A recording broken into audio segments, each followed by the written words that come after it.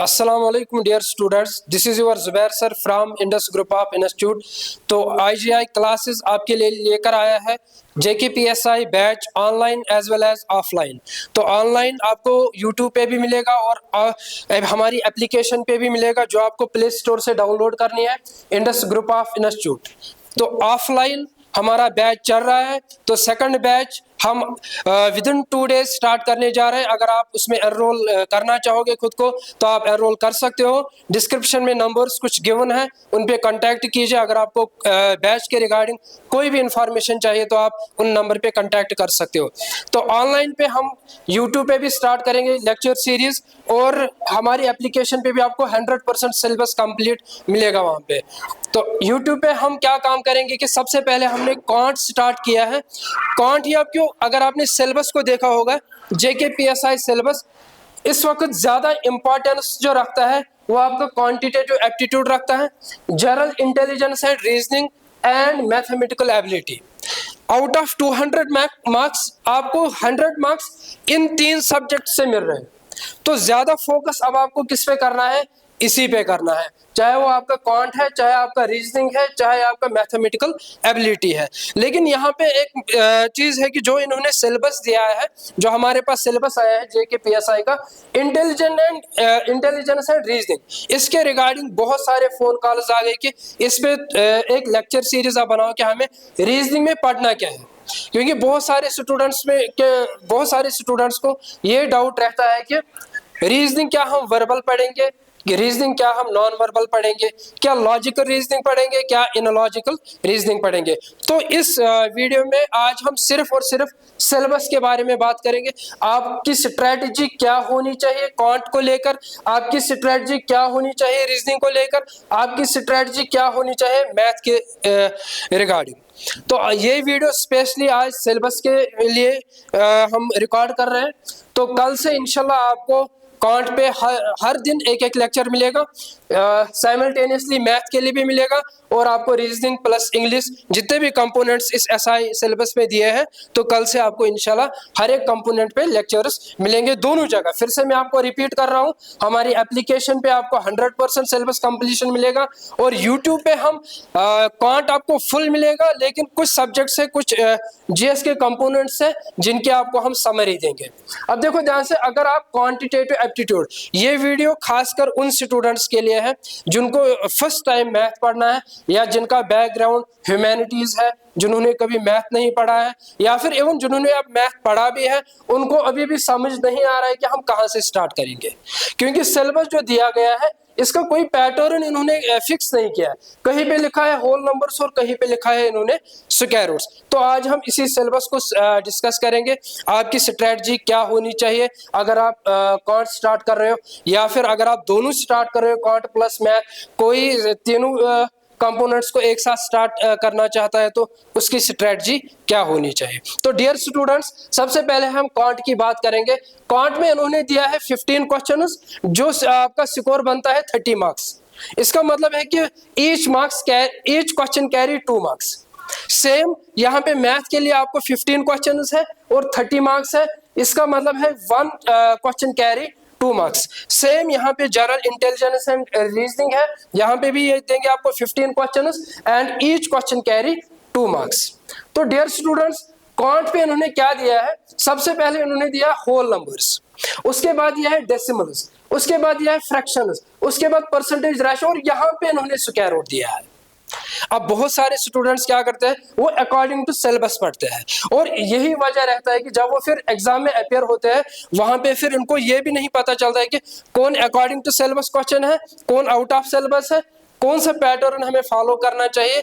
हमें मतलब उनको एनालाइज ही नहीं होता है कि ये क्वेश्चन जो पूछा गया है, क्या ये परसेंटेज से पूछा गया है, क्या स्क्वायर रूट से, क्या इंटरेस्ट से पूछा गया है, या फिर partnership and time and work. तो मेन खास बात क्या है क्वांट में, कि आपको क्वेश्चन को एनालाइज करना है, आपको क्वेश्चन को देखना है कि कौन सा पैटर्न फॉलो हुआ है, किस चैप्टर से पूछा गया है। जैसे कांस्टेबल का एग्जाम हुआ, वहां पे एक क्वेश्चन पूछा गया था on the basis of staircase, कुछ क्वेश्चन था।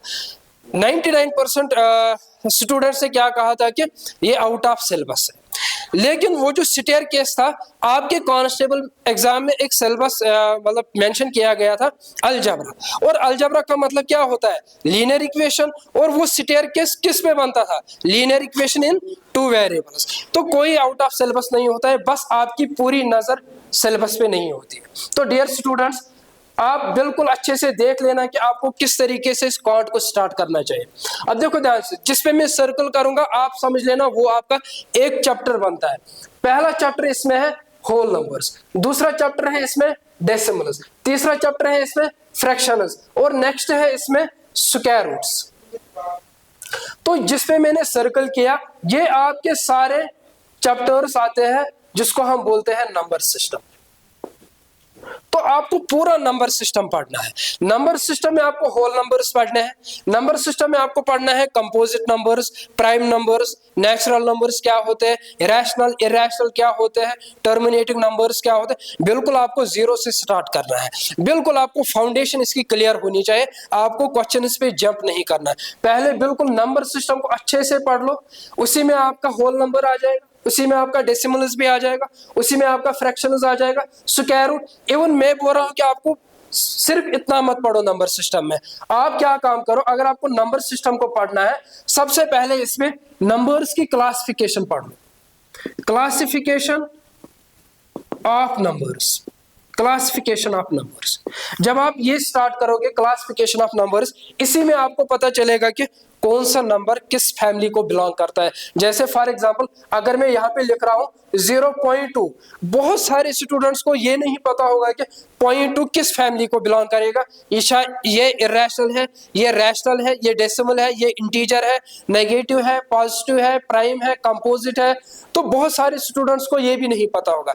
तो जरूरी है कि आपको पता होनी चाहिए कि कौन सा नंबर किस फैमिली को बिलोंग करता है। जैसे मैंने यहाँ पे लिखा 0.2, ये 0.2 रियल नंबर भी है, ये पॉइंट डेसिमल भी है, ये 0.2 आपका रैशनल नंबर भी है, लेकिन ये इंटीजर बिल्कुल भी नहीं है। तो ये आपको कहां से पता चलेगा, जब आप अच्छे से इस क्लासिफिकेशन ऑफ नंबर्स को पढ़ोगे। इसमें आपका होल नंबर भी आ जाएगा, natural numbers, rational, irrational, prime, composite etcetera. उसके बाद जब आप ये कंप्लीट हो जाएगा क्लासिफिकेशन ऑफ नंबर्स, उसके बाद आप क्या काम करोगे, आप पढ़ोगे square roots and cube roots. Even के सिलेबस में, आपके सिलेबस में मेंशन नहीं किया गया है क्यूब रूट्स, लेकिन आप ध्यान से देखो यहाँ पे इन्होंने कहा है फॉर एग्जांपल परसेंटेज।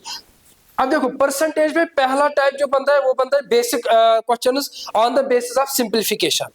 अब इन्होंने अगर दिया आपको for example 20% of 1389 cube root इसका, तो फिर तो ये तो परसेंटेज का क्वेश्चन बना। लेकिन बहुत सारे स्टूडेंट्स कहेंगे कि सर यहाँ पे तो क्यूब रूट है ही नहीं, इसको हम नहीं बोल सकते आउट ऑफ सिलेबस, क्योंकि यहाँ पे परसेंट मेंशन हुआ है। तो जब भी आप स्टार्ट करोगे नंबर सिस्टम, तो आप स्क्वायर रूट भी पढ़ोगे, इसमें आप इसमें क्यूब रूट्स भी पढ़ोगे। उसके बाद नेक्स्ट आप इसी नंबर सिस्टम में पढ़ोगे यूनिट डिजिट, बहुत इंपॉर्टेंट है। नेक्स्ट इसी में आप देखोगे डिविजिबिलिटी रूल। उसके बाद आप देखोगे बॉड मास।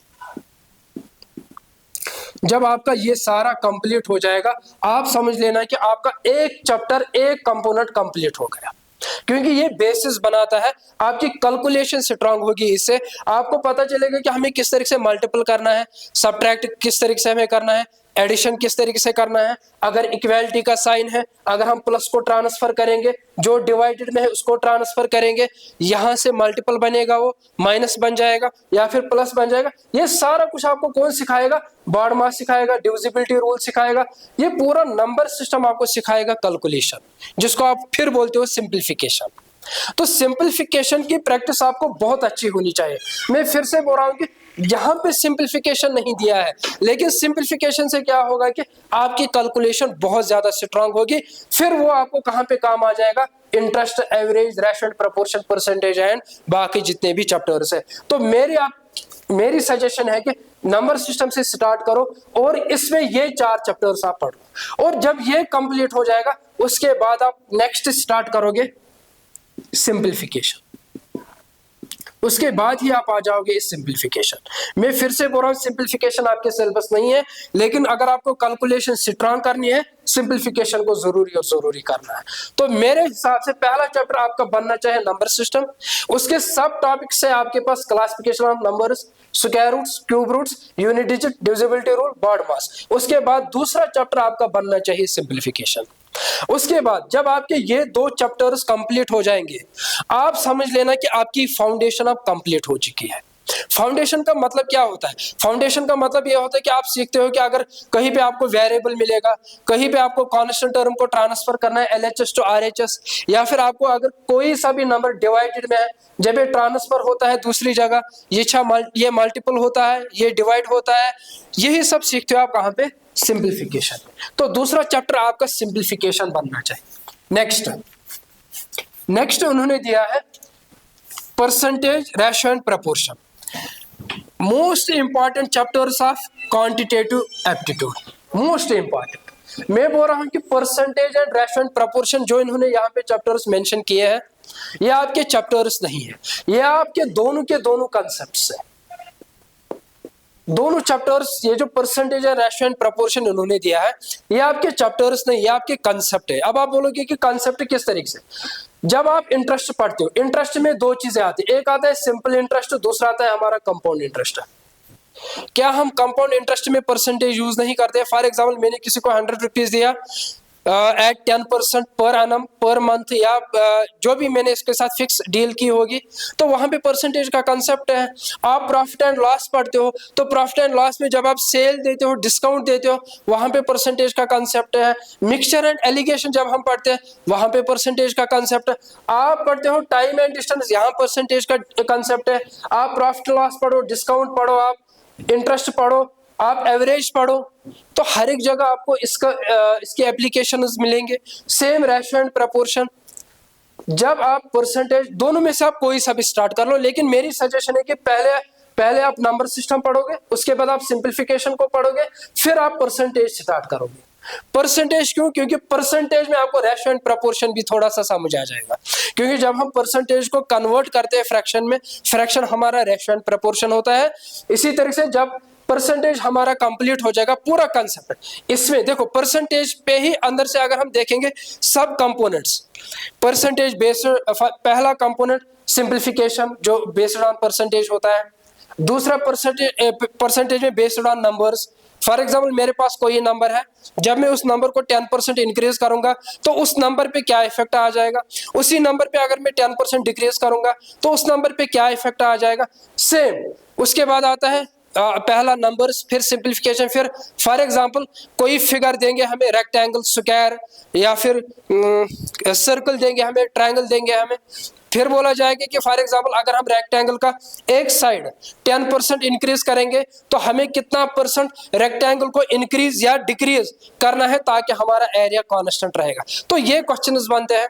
तीसरा पैटर्न, नेक्स्ट पैटर्न जो परसेंटेज में आपका बनेगा, एग्जामिनेशन, बेस्ड ऑन एग्जामिनेशन। इस कैंडिडेट ने फॉर एग्जांपल इतना स्कोर किया है आउट ऑफ एग्रीगेट मार्क्स या टोटल मार्क्स, तो इसकी परसेंटेज क्या होगी, या कंपैरिजन, इसका स्कोर अगर फॉर एग्जांपल 78% है, इसका अगर स्कोर है दूसरे कैंडिडेट का फॉर एग्जांपल 60%, इन पे फॉर एग्जांपल कंपैरिजन करना होगा कि इस स्टूडेंट की कितनी परसेंटेज ज्यादा या कम age compare to this candidate. तो ये क्वेश्चंस बनते हैं। इसी तरीके से इसी परसेंटेज में आपको इनकम पे क्वेश्चंस मिलेंगे, इसी परसेंटेज में आपको इनकम पे मिक्सचर एंड एलिगेशन पे क्वेश्चंस मिलते हैं, इसी परसेंटेज में आपको इलेक्शन पे मिलेंगे, इसी परसेंटेज में आपको इलेक्शन मिलते हैं, पॉपुलेशन पे क्वेश्चंस मिलते हैं, एटसेट्रा। बहुत सारे पैटर्न्स आपको परसेंटेज पे ही पढ़ने पड़ते हैं। मैं बोलता हूं कि परसेंटेज को पढ़ाने में ही 1 महीना लगता है, लेकिन इस वक्त आपको टू द सिलेबस रहना है, ज्यादा भी डीप नहीं जाना है। हाँ,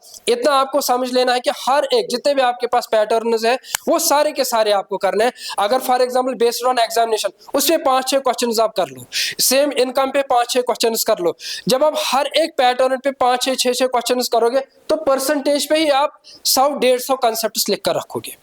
इसी तरीके से ratio and proportion same, simplification पे क्वेश्चन पूछा जाता है, उसके बाद एग्जामिनेशन पे पूछा जाएगा, इसी तरीके से स्टेयरकेस पे पूछा जाएगा, इसी तरीके से इसमें पॉपुलेशन पे पूछा जाता है। दोनों के दोनों आपके कॉन्सेप्ट्स है। मेरा मतलब यह है कि जब आप percentage and ratio and proportion complete करोगे, बिल्कुल जीरो से स्टार्ट करना है इसको, और जब आपका ये दोनों कॉन्सेप्ट्स क्लियर हो जाएंगे, चैप्टर्स कंप्लीट हो जाएंगे, आप समझ लेना कि आपका क्वांट 80% कंप्लीट हो गया। चाहे फिर जितने भी ये चैप्टर्स मिलेंगे आपको, 80% क्वांट इन दो चैप्टर्स पे कंप्लीट हो जाता है। पहला, फाउंडेशन आपको स्ट्रांग होनी चाहिए, फाउंडेशन मतलब कैलकुलेशन। दूसरा, ये कंसेप्ट आपको क्लियर होने चाहिए। उसके बाद आपकी मर्जी, आप कोई सा भी चैप्टर इस क्वांट में स्टार्ट कर सकते हो। क्वांट में आपको जरूरी यहां से स्टार्ट करना ही करना है, नंबर सिस्टम से आपको स्टार्ट करना है। उसके बाद आप एवरेज स्टार्ट करो। उसके बाद इंटरेस्ट पे आपको दो कंपोनेंट्स मिलेंगे, simple interest and compound interest.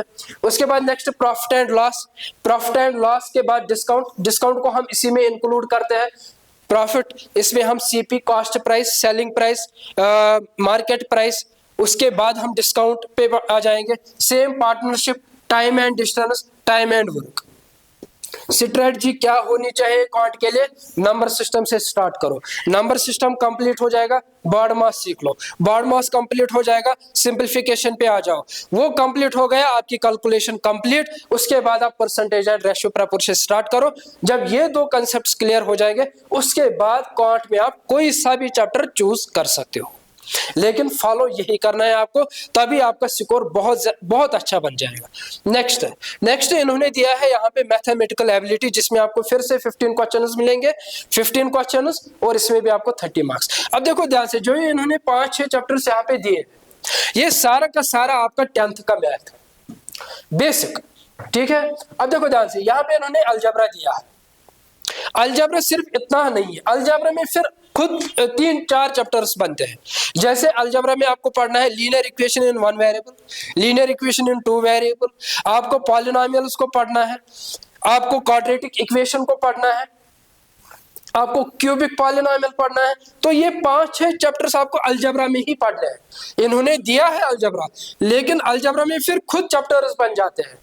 Polynomial बनता है, पॉलिनोमियल के बाद आपका linear polynomial, quadratic polynomial, cubic polynomial, quadratic polynomial. तो ये सारे चैप्टर्स आपको अलजेब्रा में पढ़ने। इसका ये मतलब है, अगर आप ये देखोगे सिलेबस, इसमें कम से कम आपको 3 to 4 मंथ्स कंप्लीट लग जाएंगे कंप्लीट करने में। लेकिन अगर आपको जीरो से स्टार्ट करना और 100% अगर आपको इसमें एक्यूरेसी चाहिए, तो ये टाइम इसके लिए फिक्स है। लेकिन ये भी हमें पता नहीं कि एग्जाम किस टाइम पे हो जाएगा। हमारे पास इस वक्त एग्जाम का शेड्यूल नहीं है, हमारे पास इस वक्त एग्जाम कैलेंडर नहीं है JKPSI का। तो हम मान के चलेंगे अभी हमारे पास जनवरी, फरवरी और मार्च के कुछ डेज है, कुछ दिन है। आप लेकर चलो, हमारे पास टोटल 2 महीने हैं।